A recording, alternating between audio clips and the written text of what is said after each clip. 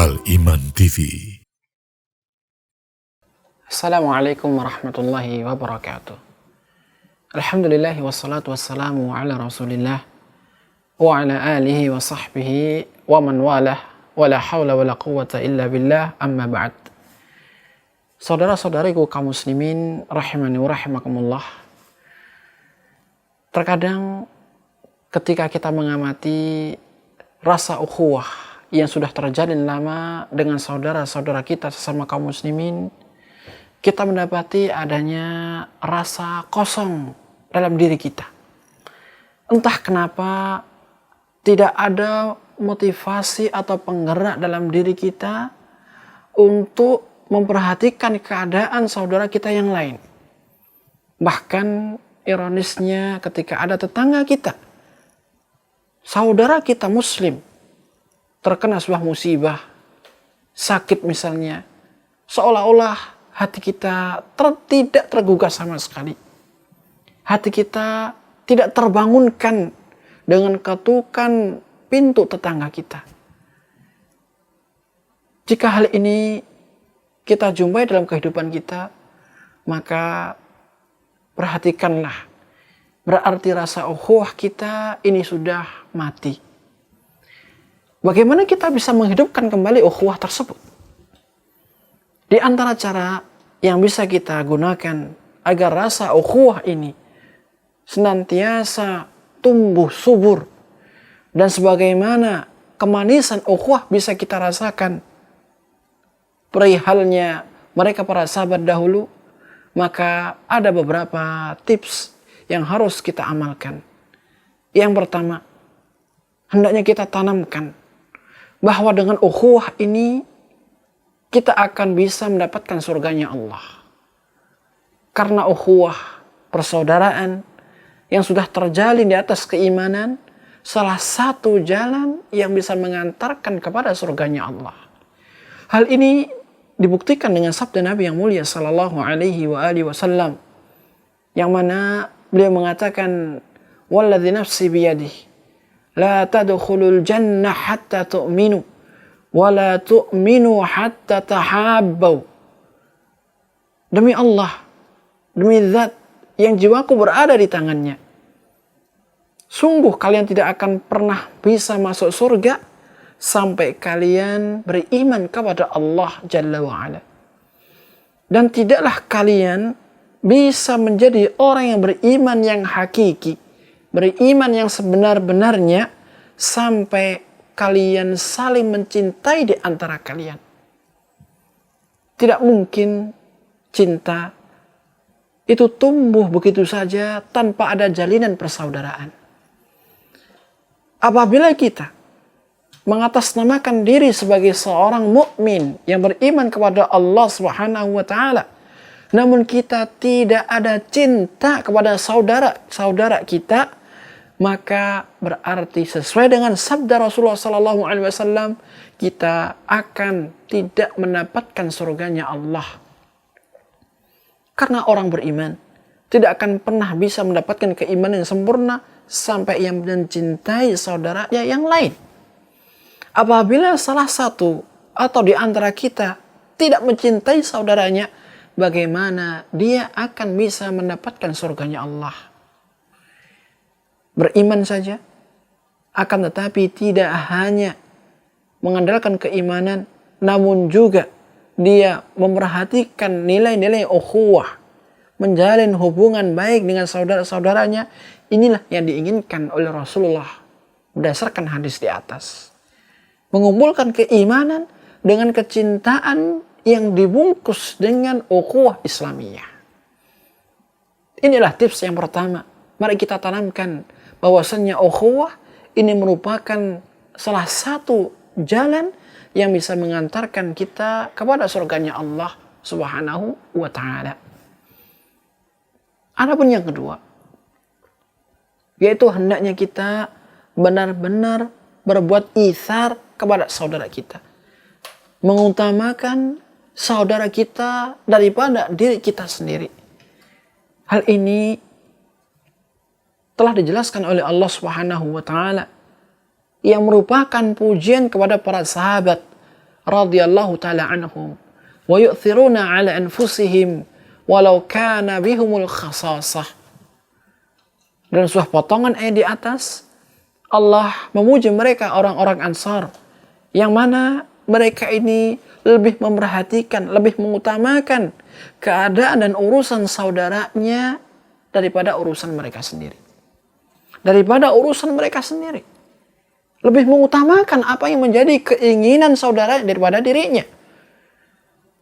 Ada sebuah hadis yang sahih yang diriwayatkan oleh Imam Bukhari bahwasannya Rasulullah Shallallahu Alaihi Wasallam suatu hari kedatangan seorang tamu.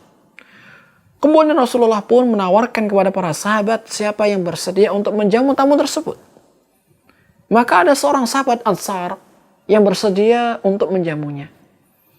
Kemudian apa yang terjadi?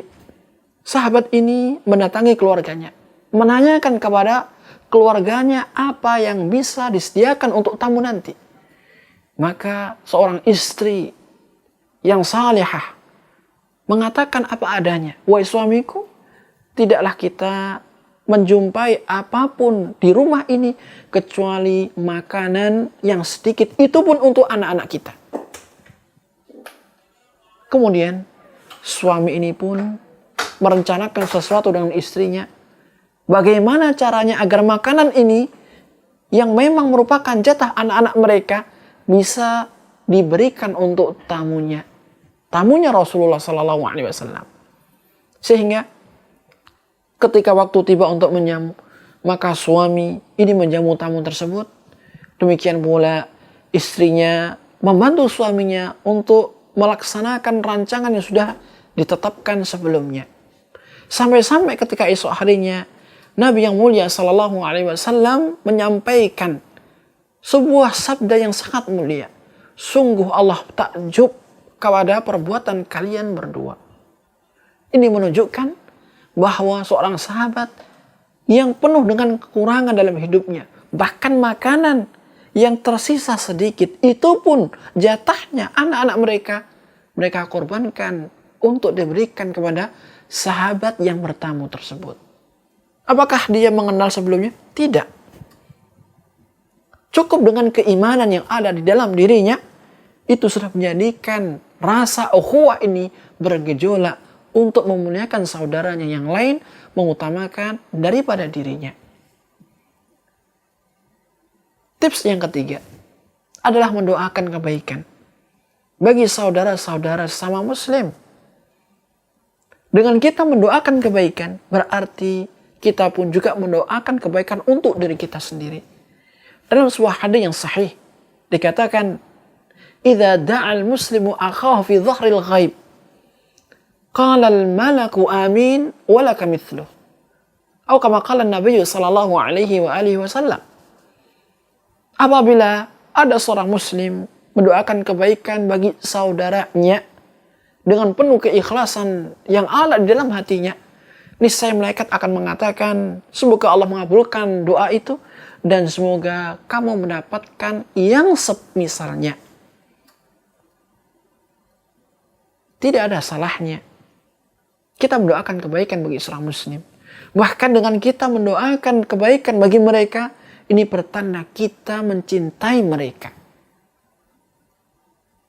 Namun apabila kita tidak mendoakan atau bahkan mendoakan akan tetapi keburukan, maka ini pertanda kita benci, kita murka kepada saudara kita. Dan ini dilarang dalam agama. Al-muslimu akhul muslim. Seorang muslim itu adalah saudaranya muslim yang lain. La yu'minu ahadukum hatta yuhibba li akhihi ma yuhibbu li nafsihi. Tidaklah dikatakan seorang muslim itu beriman dengan keimanan yang sempurna sampai ia mencintai saudaranya sebagaimana ia mencintai untuk dirinya sendiri. Tips yang keempat adalah kita senantiasa menjadikan bahwasannya ukhuwah itu merupakan nikmat Allah yang besar. Tidak bisa ditebus dengan sesuatu apapun. Bahkan kalau seandainya harta setumpuk dunia seluruh apa yang ada di dunia ini diinfakkan hanya untuk mempersaudarakan antara satu kaum dengan kaum yang lain, belum tentu itu akan terwujud. Dan ini yang harus kita tancapkan dalam hati kita. Bahwasannya nikmat persaudaraan ini merupakan nikmat yang sangat besar, ya, yang mahal harganya. Tidak bisa ditebus dengan dunia beserta isinya. Bukankah Allah Subhanahu wa taala telah mengatakan, "Lau anfaqta ma fil ardi jami'an ma allafta baina qulubihim. Wadhkuru ni'matallahi 'alaikum idz kuntum a'da'a fa'allafa baina qulubikum." Dalam ayat yang pertama, Allah Subhanahu wa taala mengatakan kepada nabinya yang mulia Muhammad sallallahu alaihi wasallam, apabila kamu menginfakkan harta sepenuh bumi dalam rangka untuk melunakkan mereka, hati-hati mereka, mempersaudarakan mereka, niscaya tidak akan pernah bisa kamu. Ini menunjukkan bahwasannya nikmat persaudaraan sangatlah mahal. Bahkan Allah Subhanahu wa taala ya mengingatkan kembali mereka orang-orang yang beriman, para sahabat, akan nikmat tersebut. Ingatlah akan nikmat-nikmat Allah pada ayat yang kedua. Ketika kalian saling bermusuhan di antara satu dengan yang lain, lantas Allah mempersaudarakan hati-hati kalian. Sehingga kalian menjadi bersaudara antara satu dengan yang lain. Apabila kita menghayati bahwasannya persaudaraan merupakan nikmat yang paling besar di antara nikmat-nikmat yang lainnya, maka niscaya kita akan bisa tergugah perasaan kita untuk tidak mengkufuri nikmat tersebut. Sebagai seorang muslim diwajibkan untuk mensyukuri seluruh nikmat Allah Subhanahu wa taala. Apakah itu nikmat yang barangkali kita anggap remeh sampai nikmat-nikmat yang paling besar. Dan ketika kita bermuamalah dengan saudara kita dengan muamalah yang baik, maka ini pertanda bahwasannya kita bersyukur kepada Allah dari nikmat tersebut. Inilah 4 tips yang bisa kita terapkan dalam hidup kita agar rasa ukhuwah, rasa persaudaraan yang sudah mengikat kita dengan saudara kita yang lain semakin hidup dan lebih bermakna. Wassalamualaikum warahmatullahi wabarakatuh. Al Iman TV